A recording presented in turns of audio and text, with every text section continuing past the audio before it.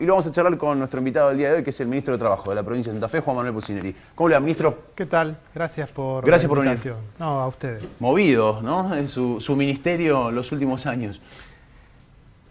Sí, en realidad la situación de inflación no solamente hace movido a un ministerio o al Estado, sino al conjunto, ¿no? Y de alguna manera la evolución de lo que es la negociación con los gremios, lo que es el impacto que esto tiene en el empleo, es lo que produce esta dinámica de la que vos hablabas.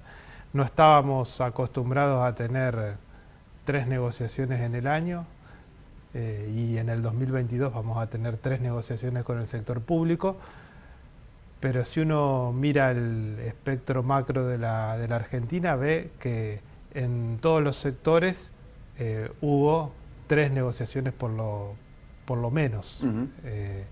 Y Santa Fe, lógicamente, no escapa a esa realidad y tampoco lo que refiere a los trabajadores públicos, ¿no?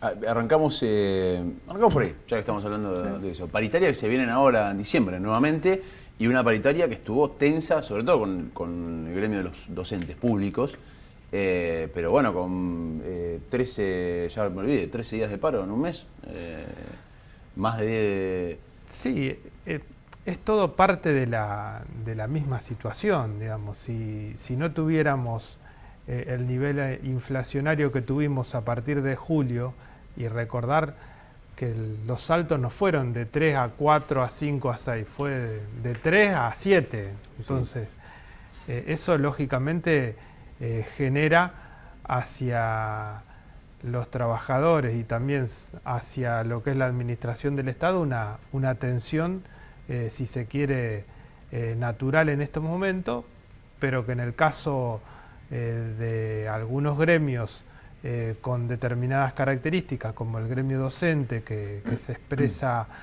a través de decisiones asamblearias y tiene un mecanismo de componer su voluntad que tiene estas características, a veces determina que haya medidas de fuerza como las que conocimos centralmente durante el mes de agosto. Destacar que la situación es difícil, pero desde que está este gobierno negoció por lo menos 42 veces con todos los gremios que participan en la administración pública provincial. Y en las 42 veces se llegó a un resultado, es decir que más allá de lo más tensa o menos tensa que se ponga la negociación, hay un entendimiento común, que es el entendimiento natural que se da en el ámbito de las relaciones laborales, de que el conflicto tiene que en algún momento empezar a alumbrar soluciones, porque el conflicto permanente no le sirve a nadie, y al que primero no le sirve es a los trabajadores, ¿no? ¿Cómo llegan a diciembre pensando en que va a ser el mes de sentarse otra vez con los gremios, que los ánimos estuvieron caldeados, que por suerte se aflojó, se llegó a un acuerdo, pero que se llega con una situación además económica compleja? ¿Tienen números? ¿Están viendo números? ¿Cómo está la situación previa a lo que va a ser diciembre? Bueno, en primer lugar, la semana que viene vamos a estar produciendo la convocatoria, tal cual como nos comprometimos mutuamente, los gremios y la provincia. La mejor predisposición por parte de la provincia para encarar la negociación. Estamos, si se quiere, en este momento buscando algunas referencias, porque esto también hay que decirlo. En épocas inflacionarias hay que encontrar algunas referencias que no solamente le sirvan al Estado, sino que también sean de utilidad para los gremios a la hora de la negociación. Allí estamos mirando particularmente lo que puede pasar en Córdoba, que está en este momento también en la instancia paritaria, y es una provincia que todos sabemos comparable con Santa Fe. Sí. Y también vamos a mirar si se produce en esta semana o la semana que viene lo que resulte de la última revisión de la paritaria nacional docente. Digamos, me parece que esos datos los vamos a tener sobre la mesa. Lo de la paritaria nacional docente también, si se quiere, para el mismo gremio provincial ANSAFE es una referencia importante. Claro. Y los otros gremios miran también esa paritaria y miran sus propias paritarias nacionales. Si nosotros a partir de ahora del mes de diciembre empezamos a encontrar algunos criterios, después va a ser más fácil, digo, si estos criterios son aceptados en la mesa, porque si hay algo que aparece como indiscutible es que en Santa Fe las paritarias son libres al punto tal de que los conflictos también se expresan de esa forma, justamente porque no hay imposiciones, digamos, sino que hay diálogo, conflictos, solución eventualmente, ¿no? Si estos criterios los compartimos con los gremios y los podemos utilizar, después ajustar el número lógicamente va a ser más fácil. Esperando los parámetros que surjan de otras negociaciones. De otras negociaciones, habitualmente también se mira un poco la inflación esperada. Allí es más difícil porque eso varía mes a mes, pero bueno, esto un poco sería los criterios o las miradas que vamos a tener y que seguramente en la primera reunión vamos a tratar de compatibilizar esos criterios con los gremios y si estamos de acuerdo en eso, después ajustar el número. ¿Existen posibilidades de bonos no remunerativos, de bonos de fin de año para emparejar alguna cuestión? ¿O no está dentro de las posibilidades de negociaciones? La verdad que de los sectores que participan en la paritaria provincial, no tenemos un planteo referido a un bono, digamos, que es una suma por única vez, sino más bien a concretar la negociación paritaria. Pero además entendiendo que eso después sirve para futuras negociaciones también y para futuros incrementos. Sí, y en nuestro caso el mecanismo de paritaria es un mecanismo porcentual que se extiende desde la base hasta la punta de la pirámide, es decir que es un mecanismo de aumento progresivo que también los gremios reivindican.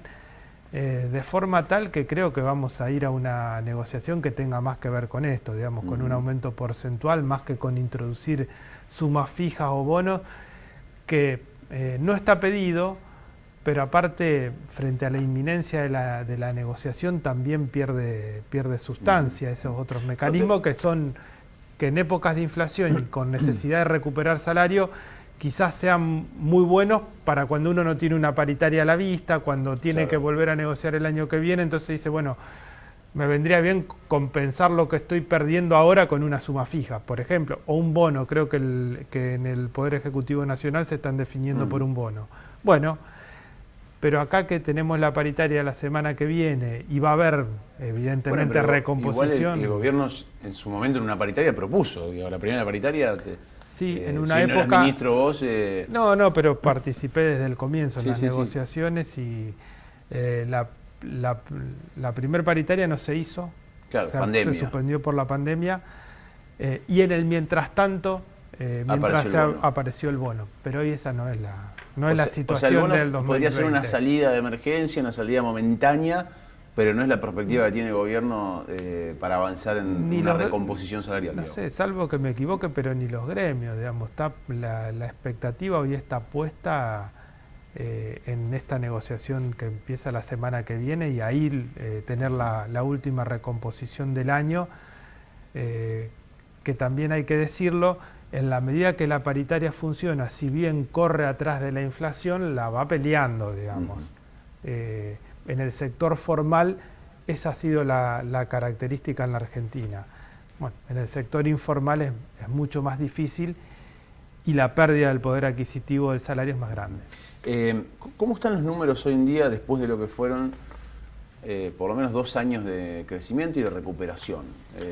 Sobre todo en algunos sectores que estuvieron muy frenados por la pandemia y que venían de una crisis muy profunda los años anteriores a la pandemia.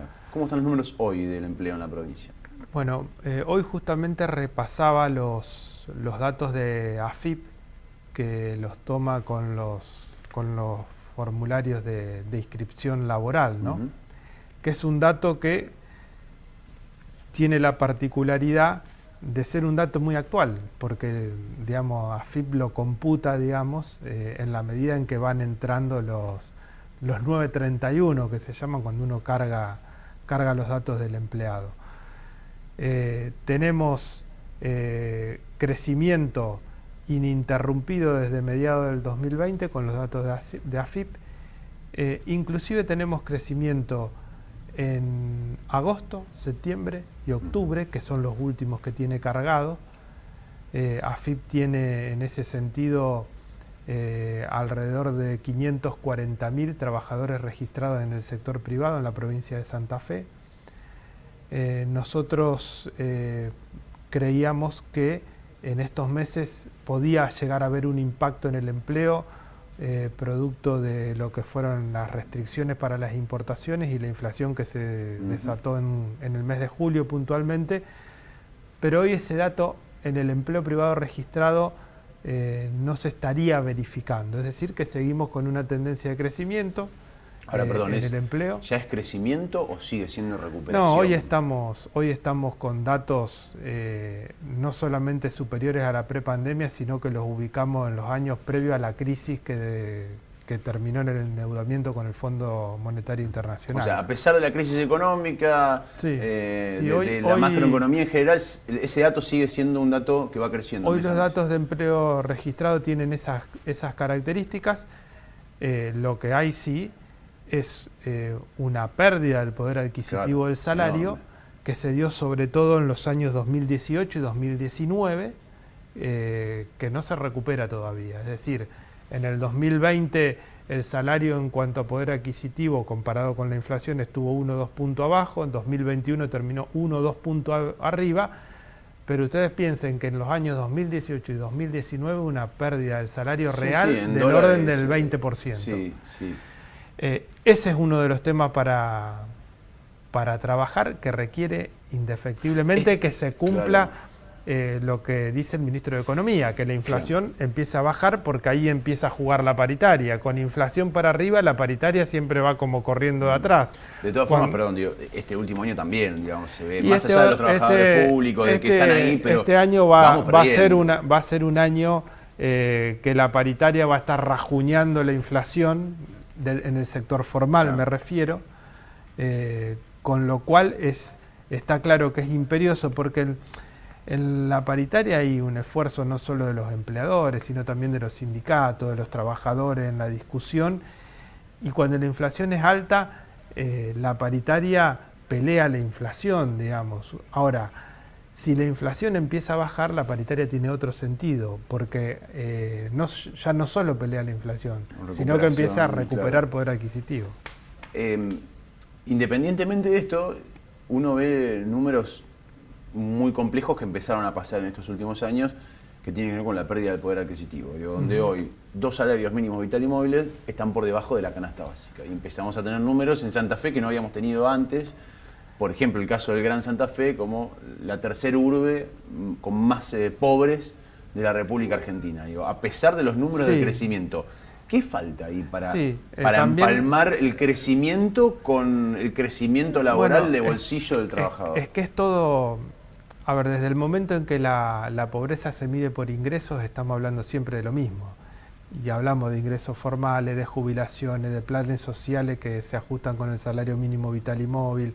Es decir, si uno mide la inflación por ingresos, y estamos diciendo que en épocas de inflación cuesta que el salario le empate o le gane a la inflación, siempre vamos a tener esa característica con el índice de pobreza. Es decir, el índice de pobreza, también hay que decirlo, tuvo una leve disminución en la última medición que hizo el INDEC, pero está claro que uno de los desafíos centrales de la Argentina es recuperar ingresos para los trabajadores, para los jubilados, para los destinatarios de programas sociales o de empleo o de programas que tienen que ver con una vinculación con el Estado. Ese es el dato central y el desafío principal de la Argentina, ¿no? ¿Qué pasa con el sector informal? Que además es difícil porque ni siquiera el número a veces es exacto, ¿no? De acuerdo a la última medición, el sector informal o el trabajo en negro, por decirlo de alguna manera, está en el orden del 37% de lo que son los trabajadores en blanco. También es cierto que hay una disminución del empleo informal, ¿no? Y esa disminución del empleo informal tiene que ver con varios factores. Hay un factor central que es cuando la economía crece, también naturalmente empieza a disminuir el empleo informal. Y después hay acciones. Las acciones que tienen que ver con los programas en general son programas que tienden a que el empleo sea en blanco, digamos. Tanto los programas de capacitación como los programas de empleo, sea los provinciales, sea los nacionales, tienden al empleo en blanco. Y la otra herramienta es la inspección laboral. La inspección laboral también determina que cuando uno hace una inspección, el Estado hace una inspección laboral, de la totalidad de trabajadores relevados en negro, por ponerlo con algún nombre, o trabajadores no registrados, el 40% se registra. Es decir, estos son los instrumentos disponibles para reducir la informalidad laboral y son los instrumentos que funcionan mejor con un marco de crecimiento económico. Y después también hay que contemplar, que es otra de las discusiones en el mundo laboral, lo que son las nuevas formas de vinculación entre trabajadores y alguna organización. Digamos, tenemos, por ejemplo, todo lo que tiene que ver, que es un fenómeno nuevo, con los trabajadores de plataforma, digamos, con los que reparten, los repartidores que se vinculan a través de una app y ni siquiera, digamos, se le reconoce un empleador, digamos, no tienen una regulación legal, digamos, pero ese es un fenómeno creciente. Me refiero a los Uber también, digamos, que pese a no... ¿Hay una intervención provincial en esto, digamos, más allá de las legislaciones locales? Hay intervenciones provinciales, en general tienen mucha demanda y exposición pública en todo lo que tiene que ver con el tema seguridad, porque los atraviesa de alguna manera, pero en lo que hace a la regulación de fondo es una regulación nacional. Hay proyectos en ese sentido, en Cámara de Diputados, hay en esto tres tendencias, digamos, una tendencia que los considera trabajadores autónomos, es decir, como cuenta propista. Monotributista que factura y listo. Otra tendencia que los considera como integrando el régimen de la ley de contrato de trabajo, un trabajador dependiente tradicional, por llamarlo de alguna manera. Y hay una tercera tesis que es la que de alguna manera, no digo que le impulse, pero sí la ha puesto sobre la mesa la OIT, que es considerar a estos trabajadores con un régimen especial, digamos. Yo creo que estos trabajadores requieren algún tipo de regulación. Hoy la manera en que... ¿Te inclinás más por esta tercera, digamos? Esta es una de las vías posibles. Se podrá decir que es la menos protectora, que son que ponerlos en el régimen de la ley de contrato de trabajo es más protectorio o tiene que ver más hasta con la naturaleza del trabajo que realizan. Lo cierto es que alguna regulación tiene que haber al respecto, porque las condiciones en que se realiza ese trabajo son de mucha precariedad y no es bueno ni para los trabajadores, ni me parece tampoco para la comunidad, ¿no? Me parece que todos estaríamos mejor sabiendo que una persona que desarrolla ese trabajo tiene algún tipo de protección, que tiene garantizada algo que tiene que ver con sus propias condiciones de seguridad, con su propia condición de prestación del servicio. Es decir, me parece que en eso hay que avanzar, es otra de las cosas pendientes. Después también, hoy todo lo que tiene que ver con empleos en el sector tecnológico es un empleo muy dinámico, digamos. Vamos a preguntarle a algún joven que trabaja en alguna empresa de tecnología y quizás ya no se imagina más una vinculación con una empresa de 20 años. Claro, como son vínculos distintos. Son vínculos distintos, digamos, y esto de alguna manera es lo que hoy está componiendo el mundo laboral. Hay muchos trabajadores en relación de dependencia que en lugar de estar en el régimen de la ley de contrato de trabajo están facturando, que también tiene que ver con esto que decimos, con las nuevas formas de trabajo que se dan. Es decir, que hoy el mundo del empleo está de alguna manera experimentando cambios crecientes. Por sí o por no, no te quiero meter en la polémica, pero Uber, ese tipo de aplicaciones, ¿sí o no para vos en las ciudades de la provincia? Yo creo que en tanto y en cuanto tengan una regulación, son cuestiones que se van a dar porque están impuestas por una realidad. Y se dan en pero todo el mundo. Claro, pero la primer regulación que me parece que tenemos que pensar es la de quien pone el cuerpo en eso, digamos, es decir, de la persona que trabaja de eso. Después podrá haber una regulación municipal, podrá haber una discusión con otros sistemas, para el caso de Uber, de transporte, pero hoy no tenemos para esa persona una mínima regulación y me parece que de ahí hay que arrancar la discusión. Gracias por venir, ministro. No, a ustedes. Gusto tenerlo. Igualmente.